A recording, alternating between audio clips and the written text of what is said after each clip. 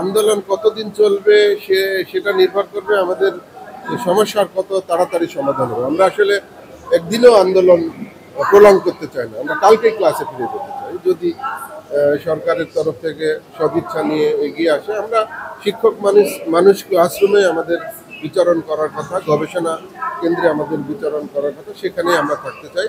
আমরা আন্দোলন দীর্ঘায়িত হোক সেটা আমরা চাই না, এবং আন্দোলনে নতুন নতুন ডাইমেনশন ক্রিয়েট হোক সেটাও আমরা চাই না। আমরা শিক্ষকরা শিক্ষক সুলভভাবে আমরা আমাদের প্রতিবাদগুলো করে যাচ্ছি। আপনারা একটি বিষয় তুলে ধরবেন, এটি সরকারের বিরুদ্ধে কোনো আন্দোলন নয়, এটি জননেত্রী শেখ হাসিনার নেতৃত্বে পরিচালিত যে বাংলাদেশ এগিয়ে যাচ্ছে তার অংশীদার হতে চাই আমরা। তো তার বিরুদ্ধেও কোনো আন্দোলন নয়, বরং যারা এই একটি সুন্দর চিন্তা, সার্বজনীন পেনশন স্কুলের 4টি যে চিন্তা ছিল এটিকে বিতর্কিত করে তুলছে এবং জনগণে এক ধরনের বিভ্রান্ত সৃষ্টি করার জন্যই তারা টোটাল একটা প্রয়াস নিয়েছে। সার্বিক জিনিস বিবেচনায় নিয়ে আলোচনায় বসলে অথবা প্রত্যাহার করলে কালকেই দেখবেন শিক্ষকরা ক্লাসে ফিরে গেছে। শুনেন, এক সরকার এবং রাষ্ট্র যা দিয়েছে সেটি ছিনিয়ে নেওয়া হচ্ছে। তার কতগুলো উদাহরণ দিচ্ছি। আগে আমাদের পেনশন দেওয়ার জন্য আমাদের কোনো পেনশনের জন্য কোনো টাকা কাটা হতো না।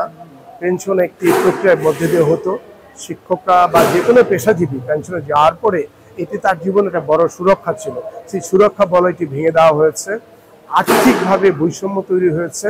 চতুর্থত যেটি হচ্ছে সেটা হলো যে আমাদের রাষ্ট্র যে পরিমাণে অগ্রসর হচ্ছে, বড় বড় বাজেট হচ্ছে, সেখানে তো ইনসেন্টিভ আকারে সুরক্ষার জন্য আরও মানুষের জন্য বরাদ্দ বাড়বে অথবা এটি আর্থিক যুক্ত হবে। সেটি না করে আগামী রিটায়ারমেন্টের পরে একজন শিক্ষক জীবিত অবস্থায় পেনশন পেতেন, ওনাকে চলে যেতে হলে তার যে পরিবারের নমিনি তিনি পেনশন পেতেন আজীবন, সেটিকে 75 বছর করা হয়েছে। যেখানে বাংলাদেশের গড়ায়ু কতটা বৃদ্ধি পেয়েছে সবকিছু জেনে আমার কেন যেন মনে হচ্ছে এই ধরনের জনবিরোধী সিদ্ধান্ত থেকে সরে আসা উচিত, এবং সেই ক্ষেত্রে সবার মঙ্গল হবে। এবং আমার মনে হয় এটি প্রত্যাহার করলেই এটি সমাধান হবে, আন্দোলন চালিয়ে নেওয়ার কোনো প্রয়োজন হবে না। ধন্যবাদ।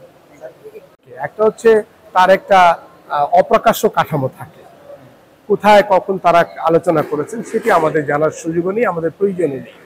কিন্তু যারা প্রজ্ঞাপনটি জারি করেছেন তাদেরকেই প্রাথমিক দায়িত্বটা গ্রহণ করতে হবে, কারণ এটিতে একটি প্রজ্ঞাপন হয়েছে আলোচনা ছাড়া, কোনো কিছু ছাড়া। সুতরাং যারা এটি করে থাকেন, যে উদ্দেশ্যেই করে থাকেন, এটি রাষ্ট্র, সরকার, জনগণ এবং শিক্ষা প্রতিষ্ঠান, বিশেষ করে উচ্চতর শিক্ষা প্রতিষ্ঠানের জন্য এটি কল্যাণকর হচ্ছে না। এটি শুধু শিক্ষকদের স্বার্থ সংশ্লিষ্ট নয়। যখন শিক্ষা প্রতিষ্ঠান জড়িয়ে যায় তখন রাষ্ট্রের যে কতগুলো প্রতিষ্ঠান থাকে, পরিবার, স্কুল, কলেজ, বিশ্ববিদ্যালয়, সবগুলো প্রতিষ্ঠানে জড়িয়ে যাচ্ছে। এখানে শিক্ষার্থীদের স্বার্থ, মেধা বিকাশের রাস্তা, তাদের বড় স্বপ্ন দেখার রাস্তা বন্ধ হচ্ছে। কর্মকর্তা কর্মচারীরা জড়িয়ে গেছে।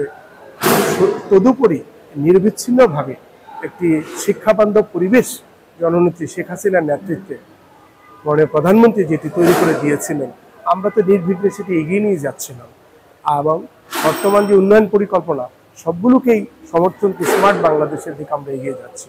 এটি পেছনে টান, এটি জনবিরোধী নীতি, এটি হচ্ছে এক ধরনের একটা বিচ্ছিন্ন নীতি। যে বিচ্ছিন্নতার ভেতরে আমরা ভয় হচ্ছে সরকারকে সরকারি সেবাদানকারী প্রতিষ্ঠান থেকে বিচ্ছিন্ন করে ফেলা, ওই পরিবারগুলোকে বিচ্ছিন্ন করা, শিক্ষা ব্যবস্থাকে বিচ্ছিন্ন করা, এক অর্থে সমাজের সবচেয়ে বড় অংশকেই একটা বিচ্ছিন্নতা করে সরকার সম্পর্কে এক ধরনের নেতিবাচক মনোভাব তৈরি করে তারা পেছন থেকে কোনো ফায়দা লুটার উদ্দেশ্য আছে কিনা সেটি বরং আমরা সরকার এবং সংশ্লিষ্ট দায়িত্বশীল মহলকে দেখতে বলবো। পাশাপাশি এটি প্রত্যাহার করার জন্য আমরা অনুরোধ করব।